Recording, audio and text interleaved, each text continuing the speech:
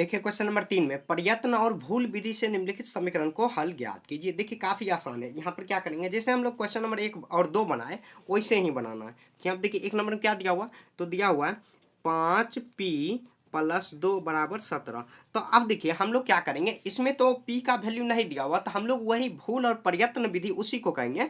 मतलब p का value क्या रखेंगे ताकि बराबर 17 में सॉल्व करेंगे इसको।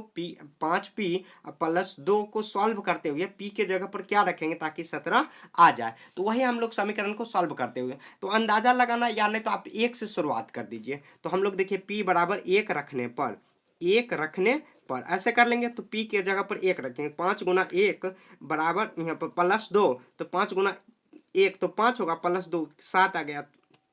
तो ये नहीं हुआ, तो यहाँ पर भी नहीं होगा। उसके बाद देखिए p बराबर कितना 1 रखे, अब 2 रख के देखते हैं 2, तो p बराबर 2 ऐसे लिख देना है। तो 5 × 2 + 2, तो 5 × 10 अब +2 कितना आ जाएगा 10, और 10 2 12। यहाँ पर भी देखिए 17 नहीं हुआ, तो यहाँ पर भी नहीं हो जाएगा। उसके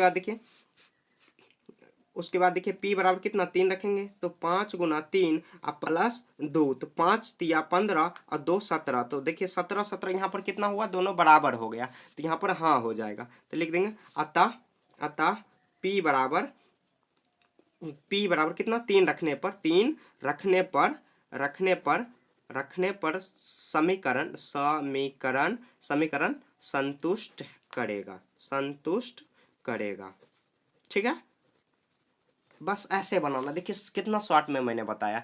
क्या करना है, क्वेश्चन पहले लिख देना। क्वेश्चन लिखेंगे, हम लोग ये जानना है कि जो जितना भी चर है उसके जगह पर क्या रखेंगे ताकि जो मान है बराबर 17 वो आ जाए। तो p बराबर 1 रखे, तो 5 × 1 × 2, तो यहाँ पर देखिए 5 5 5 एकम 5 +2, तो 5 में 2 7 आ गया। क्या 17 के बराबर हुआ, नहीं हुआ। p बराबर फिर 2 रखे, 2 में भी नहीं संतुष्ट करेगा। अब 3 रख के देखते हैं, तो 5 × 3, तो 5 × 15, 15 में 2 जोड़ेंगे तो 17 हो जाएगा। क्या 17 देखिए मान बराबर हुआ था, हाँ यहाँ पर लिख देंगे और लास्ट में लिख देंगे अतः p बराबर 3 रखने पर समीकरण संतुष्ट करेगा। ठीक है, 1 नंबर हो गया। अब देखिए 2 नंबर भी वैसे ही बनाना है आपको। यहाँ पर देखिए कितना हो जाएगा 3m - 14 और बराबर में क्या रखेंगे, तो 4।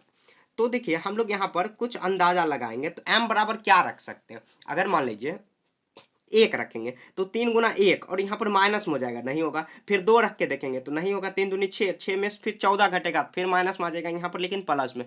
4 रख के देखेंगे, फिर 5 रख के आपको दिखाना नहीं है, बस आपको अंदाजा लगाना है कि क्या हम लोग रख सकते हैं। यहाँ पर देखिए 5 रखेंगे तो 3 × 5 = 15।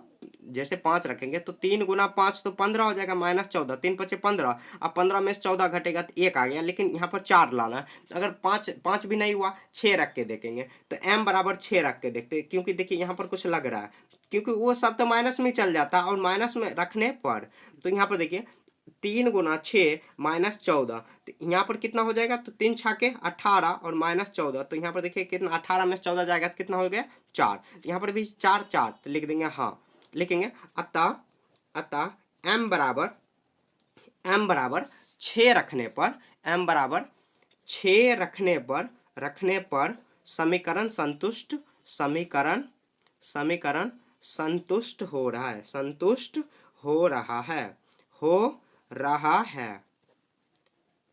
समझ गए? तो ऐसे ही आपको सॉल्व कर देना, काफी आसान है। बस वही आपको वैल्यू पुट करना है, लेकिन इसमें वैल्यू नहीं दिया हुआ, आपको खुद अंदाजा लगा के देना। इसमें तो देखिए 1 2 हम लोग अंदाजा लगा के रख देते हैं। अगर अंदाजा आपका एकदम परफेक्ट है, जैसे 3 × 5 = 15, 15 में जो 2 जोड़ेंगे तो 17 हो जाएगा। तो आप 3 जैसे आप देखिए इतना सॉल्व करने की भी कोई जरूरत नहीं था। अगर आपका अंदाजा मतलब कि आप अंदाजा लगाकर यहाँ पर भी p का वैल्यू पुट कर देते तो आराम से यही p का बराबर p में 3 यहाँ पर रख लेना, यहाँ पर 6 रख देना और यही आपको बना के सॉल्व कर देना, बराबर आ जाएगा। तो ऐसे ही सॉल्व आपको कर देना। ठीक है, तो क्वेश्चन नंबर 3 हम लोग यहाँ पे कंप्लीट कर चुके हैं।